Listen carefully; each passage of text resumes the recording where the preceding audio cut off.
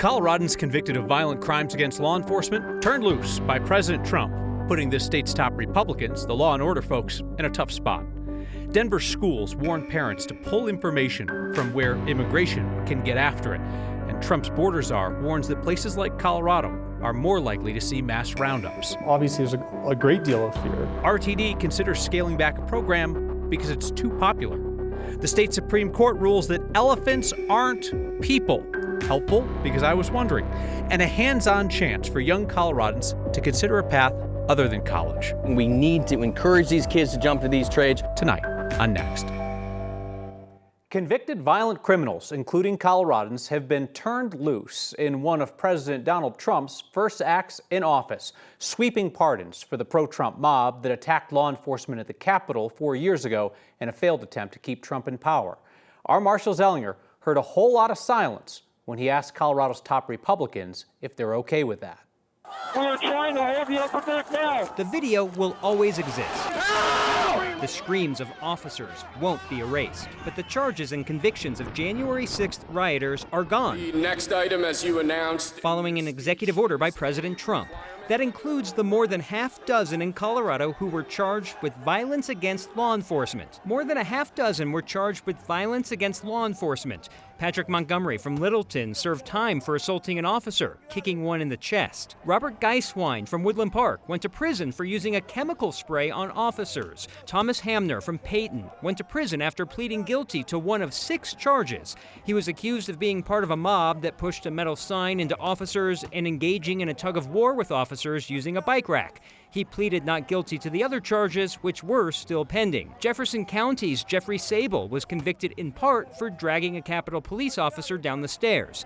Todd Casey of Denver was charged with shoving officers. His case was still pending. Matthew Melson of Wheat Ridge was arrested last year, accused of pushing an officer in the chest and trying to grab the baton of another. Jonathan Grace from Colorado Springs went to prison for assault for fighting with officers at the Capitol. We asked Colorado's 8 congresspeople how they felt about the pardons and commutations, and if they made any differentiation between someone accused of violence against law enforcement and those who were charged for entering the Capitol building. The only Republican we heard back from is Congresswoman Lauren Boebert, who told us President Trump has pardoned everyone and I support that decision. We have no reply from Republicans Gabe Evans, Jeff Hurd, or Jeff Crank. We also did not hear back from Democratic Congressman Jason Crow. Democratic Congressman Joe Neguse called the pardons shameful. Democratic Congresswoman Brittany Pedersen said, as long as you are loyal to Trump, no matter what you do, you will not be held accountable to the law. And Democratic Congresswoman Diana DeGette said, the pardons are a shocking attempt to rewrite history. A crime is a crime. The only Republican who would answer today is Congresswoman Lauren Boebert, who fully supports the pardons and commutations regardless of violence against officer or building. When the topic of Back the Blue and supporting law enforcement is brought up, Republicans are often seen, Kyle, as the party that has unwavering support. What you hear a lot of today is, sure, those people beat cops with poles and with baseball bats, but Joe Biden preemptively pardoned his family. Let's take these issues separately, right? They're both problematic for different reasons.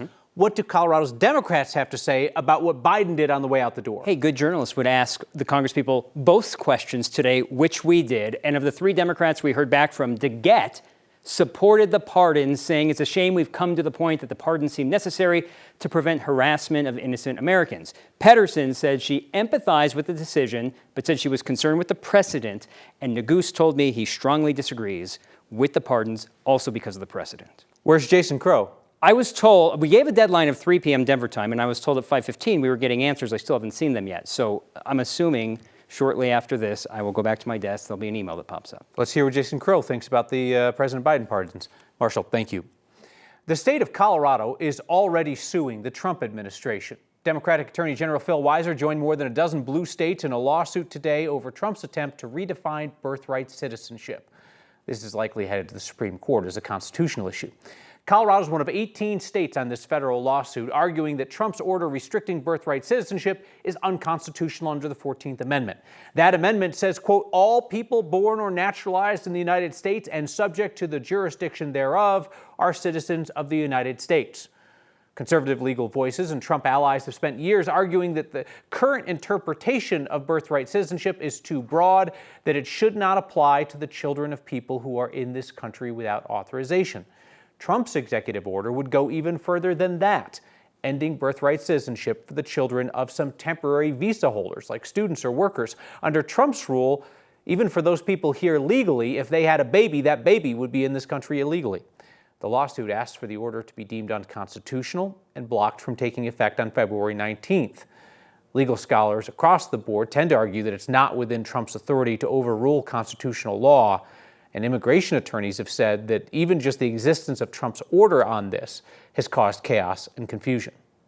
We're getting calls constantly, every day. Obviously, there's a great deal of fear when this kind of level of attack on immigrants, on our immigration system, the attack we're dealing with. So there's a great deal of anxiety. There's a way to do this cleanly without controversy, right? The Trump administration could lead an effort to amend the Constitution, but that would take a supermajority in both the House and the Senate, as well as approval from 38 states. Colorado schools are preparing for the impact of deportation roundups, as students' parents may disappear between drop-off and pickup. And today, the Trump administration approved immigration raids at schools themselves. A memo out from Denver Public Schools urges its families to opt their information out of school directories, which can be accessed by law enforcement. That same memo says families should tell the district who can pick up their child if a parent or guardian cannot. Denver's mayor says the city is preparing foster care placements for kids whose parents are rounded up by ICE.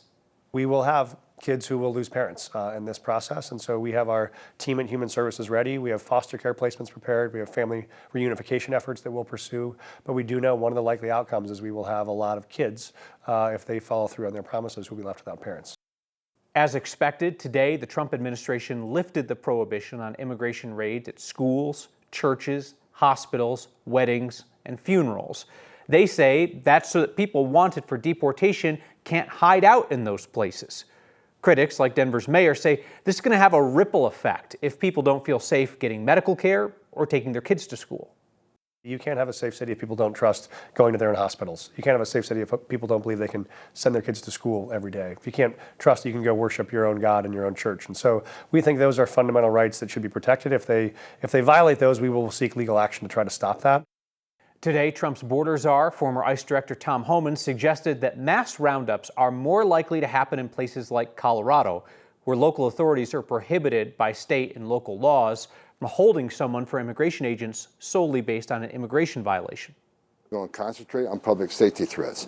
But in sanctuary cities, where they don't let us take that public safety threat into custody and the safety and security of a jail, we have to go find them. If he's with others in the country illegally, ICE will not turn a blind eye to that. I mean, if sanctuary cities force us in this position, that's exactly what's going to happen. So we can't say if Homan is outlining policy or if that's just bluster, but we have heard similar arguments from immigration hardliners in the past that if they are limited on when they can go into secure environments like jails and courthouses to arrest people, then they are more likely to have to do mass raids out in the community that will also sweep up a number of non-criminal immigrants for deportation. Another executive order Trump signed on Monday is aimed at the transgender community and removing rights from an entire population. The order says the federal government will only recognize two genders, male and female. Here's Jaleesa Arizari. Cool. Is my name on here? No, it isn't. Okay. Angel Briggs is more than willing to share This is the bottle. who they are. So this is my tea. A non-binary person on testosterone. A human that's heartbroken. I've never really felt like I understood the word dread before yesterday. On Monday, one of the orders President Trump signed says the federal government will only recognize two genders, male and female.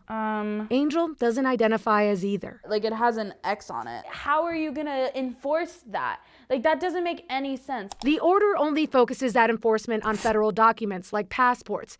State licenses should be in the clear. Being a member of the LGBTQ community, is a matter of law in this country, protected under our Constitution. Paula Grayson is a civil rights attorney. She says much of Trump's orders can be challenged in court, including the part that prohibits federal dollars from being used to give prison inmates gender-affirming care. If it's determined that a procedure or a medication is medically necessary, the prisons have to provide it under the Constitution. He may score points with his base, and ultimately, the U.S. Constitution will prevail. The 1,900-word order says a lot of things, but nowhere in it is Medicare or Medicaid.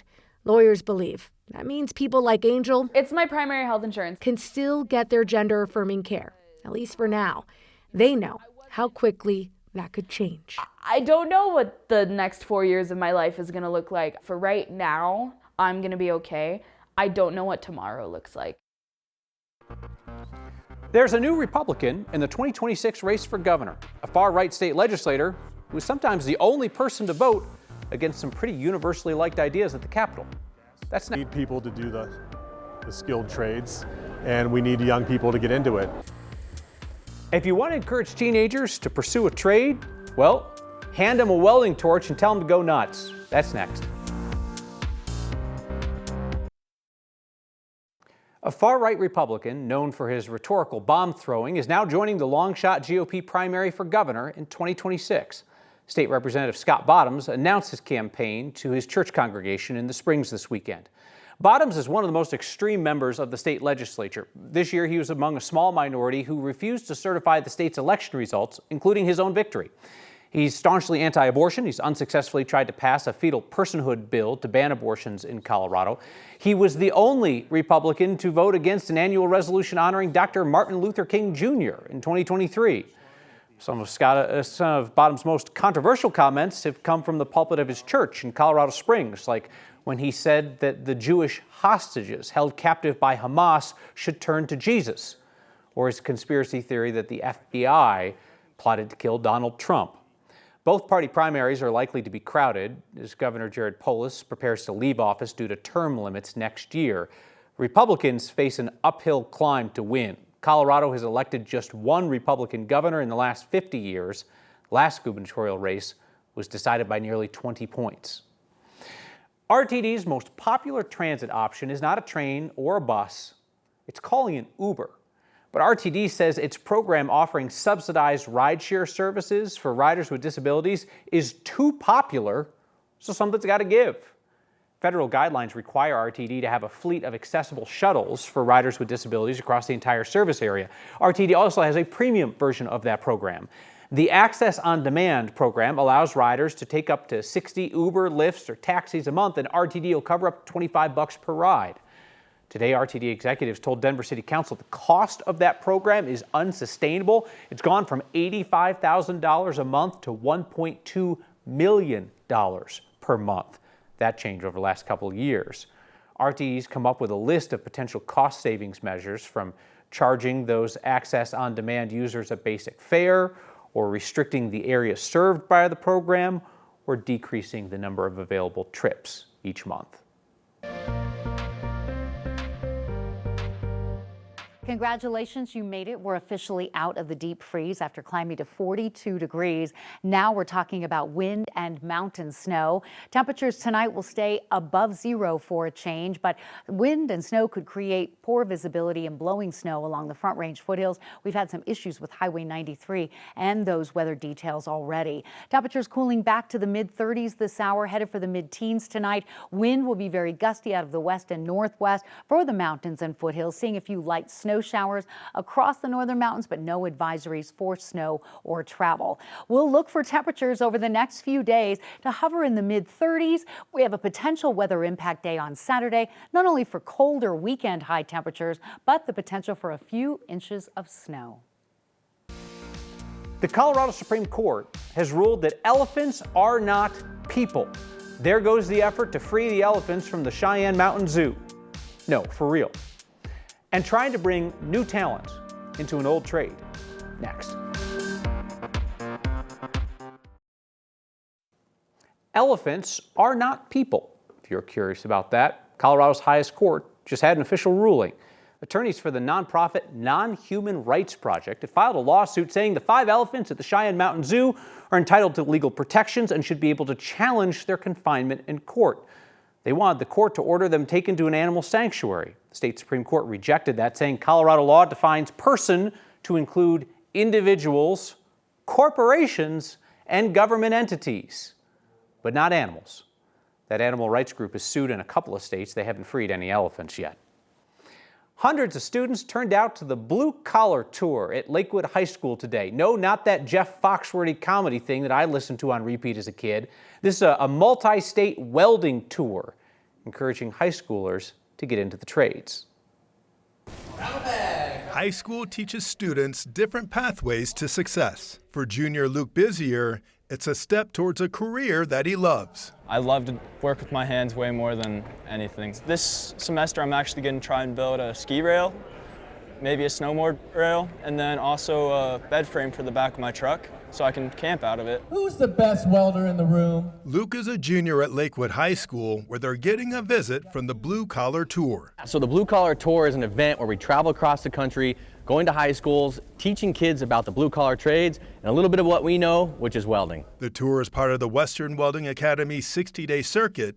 They're visiting 30 schools across the nation to bring attention to the growing gap in the trades industry. About 45 years old is the average age of a blue collar worker, and they're retiring. We're already short 400,000 welders in the industry now, and annually we will need 60,000 new welders a year to reach demand. Quasi Wilson is the director of student selection for the Academy out of Wyoming.